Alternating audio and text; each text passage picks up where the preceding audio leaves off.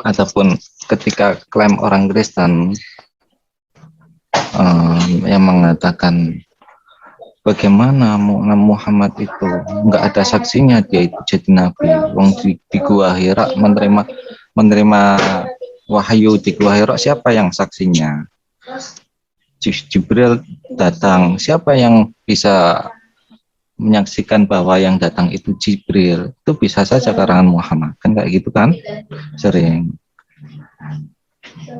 Jawaban yang paling tepat adalah Jibril itu tidak mendatangi Nabi Muhammad cuma satu kali, bukan, tidak, bahkan beratus kali, nggak satu dua kali. Setiap ayat turun itu Jibril itu datang, dan bahkan bukan, terkadang malaikat Jibril itu tidak mendatangi Nabi Muhammad SAW.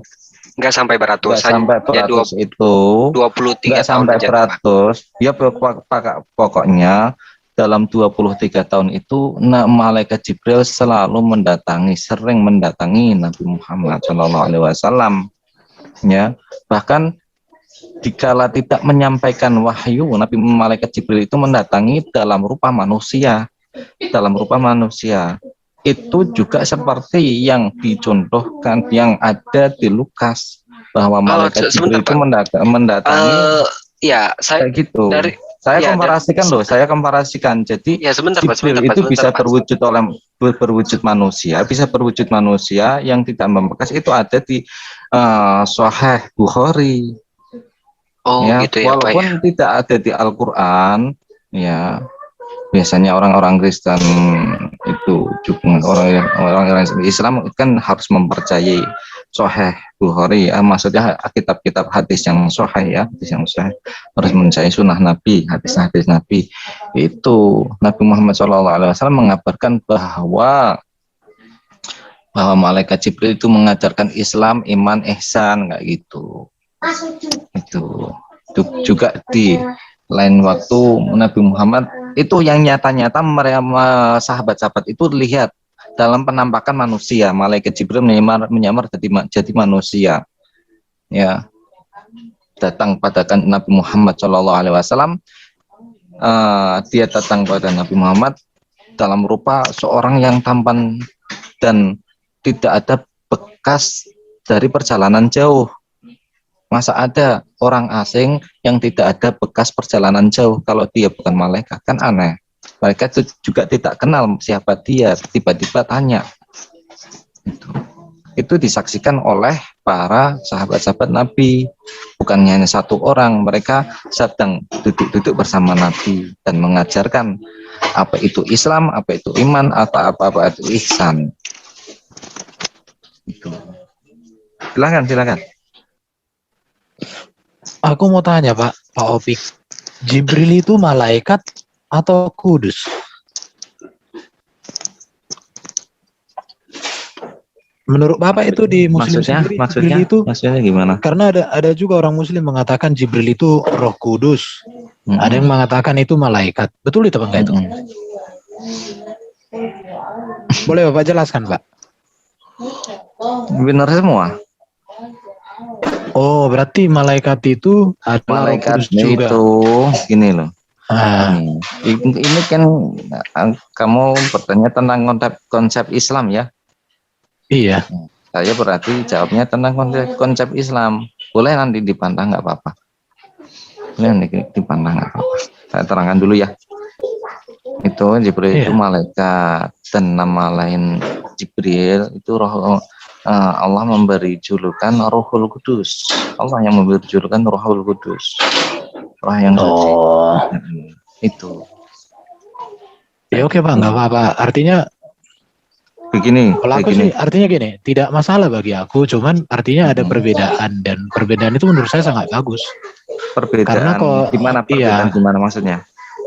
Kalau di orang Kristen, Roh Kudus itu bukan malaikat. Karena kalau di Kristen itu kan Roh Kudus itu kan Roh Allah. Sedangkan malaikat itu kan ciptaan Allah. Itu bedanya. Karena malaikat itu diciptakan sebelum semesta.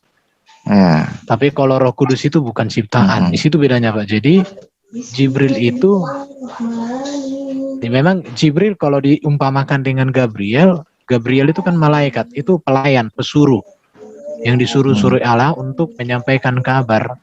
Sedangkan Roh Kudus itu kan maaf, ini di live ya? rekam. Oh, direkam saja. Soalnya saya kalau live nggak siap, habis ini mau sholat isya. Oh, ya Nggak nggak bisa apa-apa. panjang-panjang ini.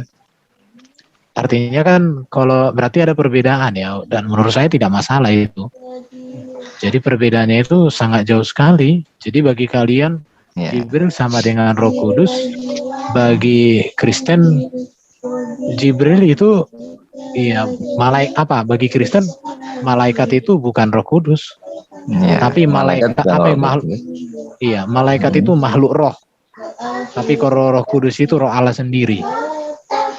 Nah, itu perbedaannya, Pak. Ya. Oke, nggak masalah sih. Kalau pendapat kamu itu bahwa Roh Kudus itu roh Allah, nggak apa-apa. Roh Allah juga kalau ditafsirkan bisa saja roh milik Allah, Allah. Beda-beda, Pak.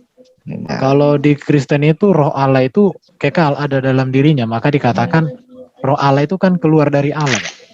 Saya mau tanya, kalau yang datang Pak Maryam siapa? Yang datang sama Maria malaikat Gabriel memberikan kabar. Gabriel. Tetapi Roh Kudus juga hadir. Roh Kudus kabar aja. Gini, Maria kabar. Itu kalau malaikat itu hanya memberikan kabar bahwa Maria akan hamil. Tetapi Roh Kudus itu benar-benar memang nyata mendiami berotoritas. Ya? Iya. Jadi bukan hanya membawa kabar. Kalau Roh Kudus itu kan diam, maka dikatakan Maria itu mengandung dari Roh Kudus. Jadi bukan mengandung dari malaikat dengan Roh Kudus itu beda, Pak. Malaikat mengandung Maryam mengandung dari Roh Kudus. Dari Roh Kudus. Iya. Sebentar saya mau tanya. Saya mau ngomong nih. Masnya pernah lihat di TV One enggak? Apa itu? Di berita bahwa seorang laki-laki hamil. Belum pernah aku tahu laki-laki hamil. Iya. Ya Allah. Iya. Tapi kalau film-film di berita TV One loh. Enggak pernah itu. Pasti wanita yang bergaya laki-laki. Kalau enggak tahu saya. Itu kok beritanya saya pernah dilihat. Kalau nggak salah ya pernah dilihat di TV One. Coba nanti browsing itu di berita-berita mungkin maksudnya di itu hanya judulnya mungkin, Pak. Iya, nanti dilihat saja. Kalau saya yang salah, ya alhamdulillah ya. Maksudnya kalau saya yang salah, ya kok ada berita kayak gitu. Coba dilihat dulu. Saya belum pernah dengar, Pak. Nah, makanya itu. Saya soalnya ketika lihat itu saya bingung. Maksudnya saya jelas-jelas lihat di TV. Kok bisa kayak gitu? Ya, kalau itu Pak, bisa saja itu laki-laki dia gayanya, rupanya di perempuan. Itu punya istri. Gitu orang. Punya istri dia. Iya, bisa. Oh, berarti apa nih? Mungkin kelainan genetik kali ya, ada tumbuh apa jadi di dalam. Sekarang ini itu kan kelainan genetik kan? Kelainan genetik. Kenapa kalau Sayyidah Maryam? Kenapa kalau Sayyidah Maryam dikatakan sebuah anugerah dari Allah?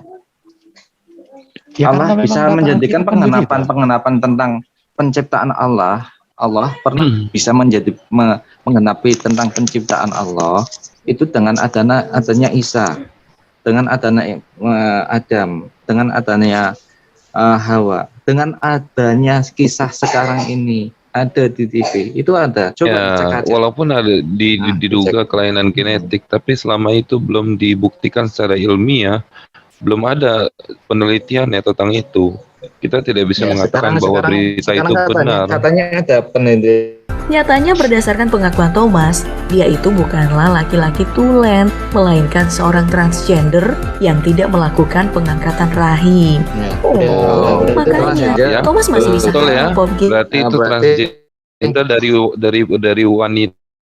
Oke, nggak apa-apa, Oke, nggak apa-apa. Pak. Ya, maksudnya itu ada Jadi berita kayak itu gitu, itu ya. tidak benar ya. Kalau memang salah sih nggak masalah, soalnya kan saya lihat itu mungkin sepotong apa gimana. Nah, itu Oke, jelas Pak salah, jelas Apik. salah, Pak. Ya. Berarti ketika saya lihat itu separuh. Maaf, makanya itu Iya. dari tadi kan saya ngomong mungkin saya salah. Kalau salah alhamdulillah kayak gitu. Assalamualaikum, Pak Jaga suka. Ya kalau menyangkal mukjizat itu sama aja menyangkal mukjizat Nabi Isa dikandung dari Roh Kudus di rahim Maria. Menyangkal akidahnya juga itu. Ya itulah kadang. Yang penting menyangkal. Alkitab kan ditulis 40 penulis dan jarak tahunnya ditulis selama 1500-an tahun. Kitab mereka kan hanya 20 tahunan ya ditulisnya. Ya, maksud saya begini ya. Lalu ditulis oleh bersumber dari satu orang. Kalau aku artinya gini, nggak usah kita sama-samakan. Yesus bukan Isa kok. Allah mereka bukan Allah kita. Itu aja. Jadi kita awali dari situ aja. Iya, tetapi mereka menggunakan mereka itu menyerang kekristenan tentang ketuhanan Yesus. Nah, tadi saya sudah mengatakan, tadi saya sudah mengatakan bahwa statement mereka seperti ini, penyangkalan Yesus itu bukan Tuhan, bukan sumber dari Alkitab, tetapi dari kitab mereka. Walaupun mereka mengambil 1-2 ayat, seolah-olah ayat itu menyangkal ketuhanan Yesus. Makanya saya bilang, kita nggak usah katakan Yesus bukan Isa, Allah kami bukan Allahmu, dari situ aja. Jadi kita suruh mereka, Isa yang kamu maksud itu Isa yang mana? Gak ada Isa yang di Quran di dalam Alkitab, kan gitu dulu. Supaya patah penyangkalannya. Iya. Lebih bagus gitu. Jadi kita nggak terjebak, nggak capek kita bahas kitab mereka. Aku malas bahas kitab mereka karena ya, tapi ini yang mengherankan ya bagi saya. Kenapa kalau kita lihat di dalam kamus bahasa Arab ya, kata Yesus Kristus yang ada di Indonesia, kalau kita lihat di dalam bahasa Arab, bukan Isa Al-Masih tetapi Al-Masih Aisyah, Yesus Kristus. Kenapa di Al-Quran Isa Al-Masih? kan udah aku bilang tadi sama bro, Yesus bukan Isa. Iya. Ya kalau sudah iya berarti nggak ada masalah. Mau Isa, mau Aisyah, yang pasti Aisyah, bukan Yesus. Itu bukan Yesus yang di Alkitab. Nama boleh sama, tapi esensi berbeda. Sama seperti Allah mereka nggak ada hubungan dengan Allah kita, walaupun sama-sama Allah. Apa ini kok berisik? Itu aja. Jadi kalau aku nggak mau aku membenarkan Yesus dari kitab mereka, gak usah dibahas. Alkitab itu cukup kok untuk menjelaskan dirinya. Lebih dari cukup dia. Orang sumber-sumber kritik daripada Muslim itu kan paling mentok itu kan Kristen liberal, teolog liberal. Jadi kalau kita baca teolog-teolog liberal udah selesai mereka. Ya itu kok kutip dari sampahnya itu. Nah, jadi Isa bukan Yesus itu aja, nggak usah capek bro. Kalau bro, ya. Oke, kalau menurut Pak Erwin, karena sekarang kan kayaknya ada kemunculan ya istilahnya murtadin ya, dan mereka tuh mengatasnamakan karena mereka mendapatkan jalan yang lurus mengikuti Isa Al-Masih. Nah itu menurut Pak Erwin gimana? Itu kan hanya permulaan. Kalau masuk mereka sesungguhnya mengenali Yesus, mereka buang kok itu semua itu ajaran itu. Iya, betul. Iya, karena mereka kan belum mengenal ajanya secara sungguh-sungguh. Kalau udah mengenal, pasti mereka nggak akan ini lagi, nggak percaya itu. Iya, nah kalau begitu ya berarti kalau pahami di sini ya bahwa kitab seberang itu kitab Oke, welcome Tristan. Petunjuk mengenal satu kitab ya. Pokoknya mereka nggak ada hubungan, Quran nggak ada hubungan dengan Kristen. Iya, nggak usah pusing. Mereka itu hanya kopas. Welcome bro Tristan. Siapa yang bilang kopas-kopas tadi? Gua lah, emang kopas itu kenyataan. Ya. Oke, lanjut. Tristan the Game Mobile Legend. Ibaratnya apa ini itu? PB sama Dota 2. Ini ya, sekeras apapun usaha Islam, Muslim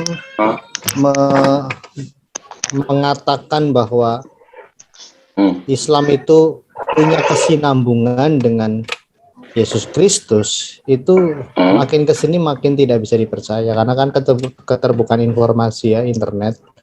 Ya. Karena nggak ada kesinambungan gitu. Udah